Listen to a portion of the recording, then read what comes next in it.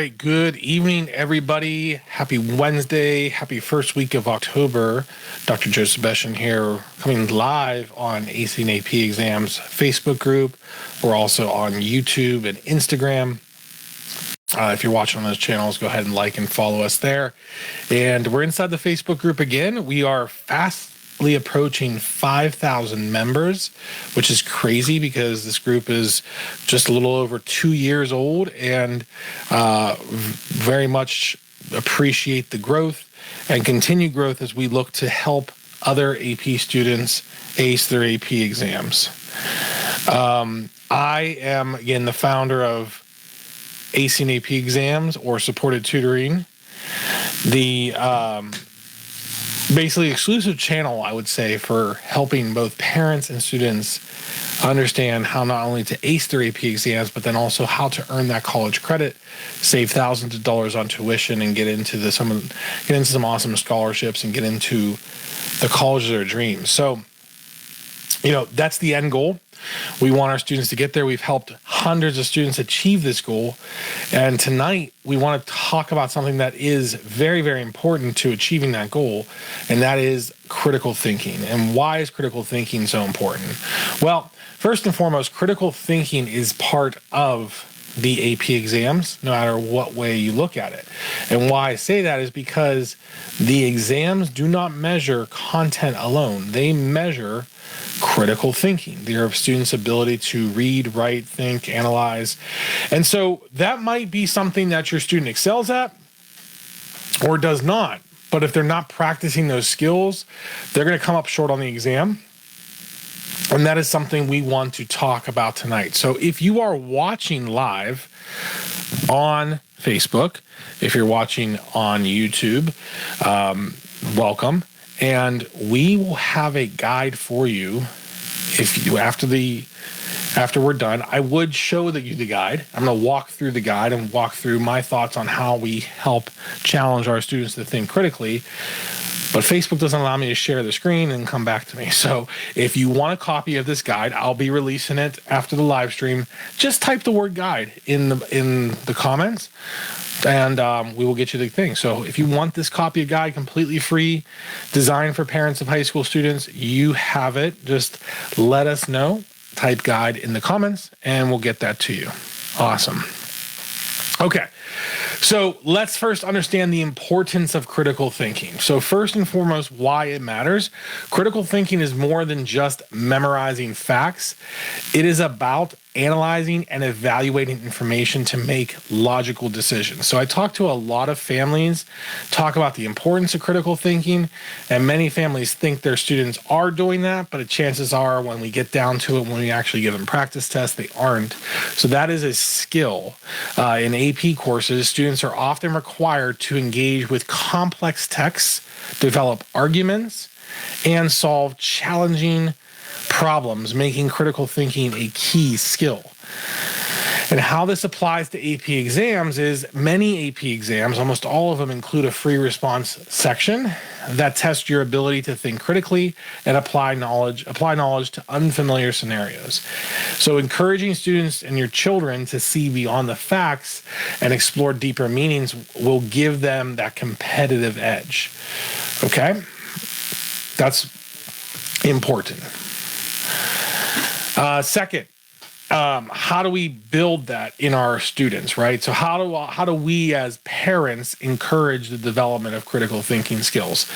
So we want to first encourage our children, our students, open-ended questions, solve open-ended questions. So first and foremost, we want to challenge ourselves, our students, our children, to embrace problems with open-ended responses and open-ended problems that don't necessarily have a right answer. This pushes them to think outside the box and develop multiple perspectives on a subject. Asking how and why questions doesn't necessarily invoke right or wrong answers. So, for example, in AP history, they may be asked to evaluate the significance of a historical event from multiple angles, have them practice developing arguments for and against the position, which builds their capacity for nuanced thinking. And then we want to encourage our children to do regular practice. So dedicating time each week to tackle open-ended problems, whether it's analyzing a literacy passage, interpreting data sets, or discussing current events. These activities can help your students exercise their critical thinking muscles. Now, you might be thinking, well, why aren't they doing this already? Where is the teacher involved in this? Now, I will tell you that students are given a lot of homework and they're giving a lot of reading and writing maybe to do in terms of worksheets. They might not be engaged in critical thinking. So what we can do as parents is I would encourage you to either look into some of the resources we have or go ahead and grab a copy of Princeton Review. So I will show you what that looks like. We just ordered 10 different subjects. So Princeton Review is about a $20 to $25 investment. It is a great source to have, but there's a couple other things out there that we use, 5 Steps to a 5, Barron's, but what's going to be in here is practice exam questions. The other free resource you could do is you could get on College Board and look at practice past questions, and I'll do probably a separate training on that as well. But that is the best way to start thinking about how we can incorporate regular practice. So if our students are able to do that, if our children are able to do that and get that time, we can then break down complex problems by simplifying the issue. So one way to get to leverage this skill of critical thinking is to teach students to break down complex problems into smaller, more manageable parts. By dissecting a problem, they can identify key components and deal with each aspect individually. So we want to do this in a step-by-step analysis. So for example, AP Science exam students might encounter multiple part questions. We want to encourage them to approach each part of the problem, methodically identifying the core concepts and how they are how they are interrelated. This approach will reduce basically how students get overwhelmed. That makes these large tasks more approachable. So step by step, if any of you have tuned in last year when we started breaking down how to do the history FRQs, we show you our step-by-step framework on how we teach students how to actually tackle these long questions and maximize the points. Another thing we want to encourage our students to do is to ask clarifying questions when faced with difficult problems. Students should ask themselves questions like, what do I already know and what information is missing? Asking those right questions will sharpen focus and reveal paths to a solution. Once we have that down, we then want to evaluate evidence carefully. So we want our students to understand that strong arguments are based on the quality of evidence. So I teach this all the time when we teach writing, that proof and explanation are one and one. There has to be a 1-to-1 ratio. For every piece of proof you put down, we have to have equal explanation or analysis provided on AP exams. So providing well-sentenced evidence is more important than listing every fact they know. So being able to list the facts, but also explain why they're relevant is very, very important. And if allowed, use credible sources, encourage students to practice using credible sources. Chances are, outside of College Board, if it's free, it's probably not quality. Sometimes you do need to invest a little bit to get the quality materials, but so we want to use good sources for that. And, they might use this on evaluating historical documents for bias or analyze scientific data for accuracy. And so we want to look at it as a form of critical evaluation, like AP language and composition exams often ask students to support their argument using sources. So we want to teach them to weigh in on the credibility of sources and avoid relying on weak or irrelevant information. So practicing this regularly will prepare them for the rigorous exam standards. And then another step is practice asking the why. So go beyond the surface.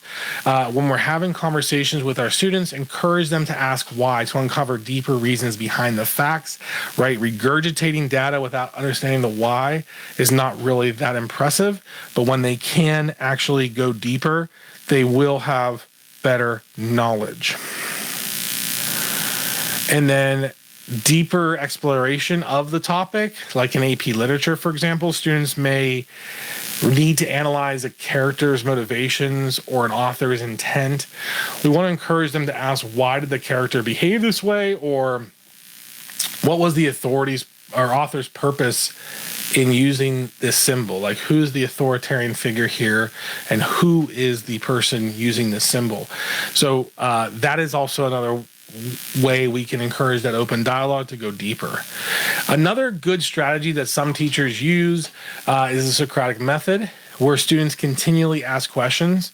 So getting your children to continually ask questions to dig deeper into the topic as a technique can help for study groups or discussions. Don't just accept everything, continue to probe and ask questions. So another strategy that we'll give is developing the real-world scenarios, application to daily life. Critical thinking doesn't just apply to academic work. It's essential for solving everyday problems. I guarantee you, if you want your child to go to college and if you want them to be successful in life beyond college, they're going to need to develop critical thinking skills, because that is going to be what they're going to face with the world. It's changing rapidly with AI, and if they're not able to think critically, they're not going to be employable. So we want to stimulate real life challenges. If teachers can practice mock debates, ethical dilemmas, but we can encourage those real life challenges too as parents. And we want to encourage some interactive learning, role playing different activities, replicating real world problems, solving things that require thought. And the one skill that I see us lacking on top of that is developing the active listening and discussion skills. So being able to engage with their peers when students are developing their critical thinking by participating in discussions, study groups, debates, actually forming opinions and justifying why, not just regurgitating information. They actually have their own arguments. So world history, there's debates that are encouraged. U.S. history, where we're debating different historical events with different opposing viewpoints. Those actually foster deeper analysis. So if they're not doing debates in school, you can host debates. You can host introspective arguments as well. And obviously make room for respectful disagreement, that it's okay to disagree. It's not, you don't have to be disagreeable. You can actually disagree on different pieces of information in a civil way. And just don't take everything as face value. Teach students to question assumptions, look for hidden biases, challenge the status quo. They can play devil's advocate. They can look from different perspectives. They might not know everything, but when they are looking from other ends of the coin, that can be important as well. And then make sure they have really good confidence in their making their informed decision. So this takes practice, because they need to go through a series of exercises where they need to make informed decisions quickly, whether it's choosing correct scientific method in biology or selecting the most relevant evidence in AP history. That is an important process as well. And then finally, we want to have our students reflect on learning, looking at post-exam reviews, post-feedback reviews, and learning what they can do better. So those are my top tips and tricks for how students can develop critical thinking. The reflective piece, I believe, is very, very important. And if you feel like this was quality information, go ahead and put a like down. Again, I have a free guide where this is all broken down to guide parents on how to encourage their children to develop the critical thinking skills. Now, we do this for a reason, because we want to encourage our kids to ace their AP exams, score 4s and 5s, so they can save tons of money in college. And we developed a free transfer credit quiz that will break down what school your student wants to go to, what AP classes they're taking, what they'll need to get, and how much money you could potentially save directly by getting those scores. That quiz is free. We'll give you a free report.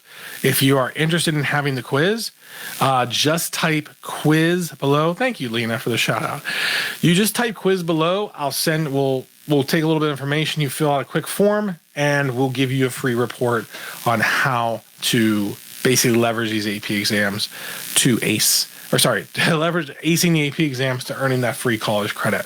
So Next week, I think we're going to go into a little bit harder with the college admissions, but I wanted to talk a little bit about critical thinking tonight as we move forward into October, because it is a key skill that if students are struggling right now, it's probably because they're not practicing those critical thinking skills. So for any more help and that free guide, just type guide, and we will see you next week. Thank you.